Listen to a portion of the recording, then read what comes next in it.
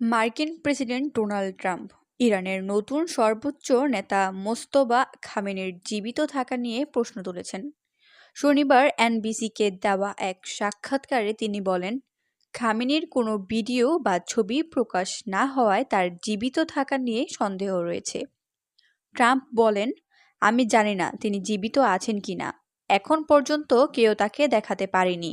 তিনি উল্লেখ করেন, বৃহস্পতিবার খামেনির পক্ষ থেকে প্রথম বিবৃতি লিখিত আকারে এসেছে, কিন্তু কোনো ভিডিও, বক্তব্য বা ছবি প্রকাশ করা হয়নি।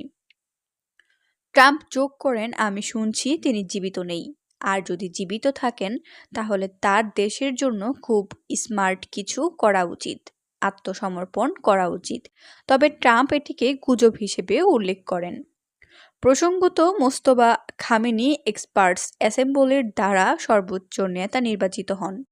তার পিতা আয়াতুল্লাহ আলী খামেনির হত্যার পর এই নির্বাচন অনুষ্ঠিত হয়। ইরানের পক্ষ থেকে এখনও ট্রাম্পের এই মন্তব্যের কোনো আনুষ্ঠানিক প্রতিক্রিয়া জানা যায়।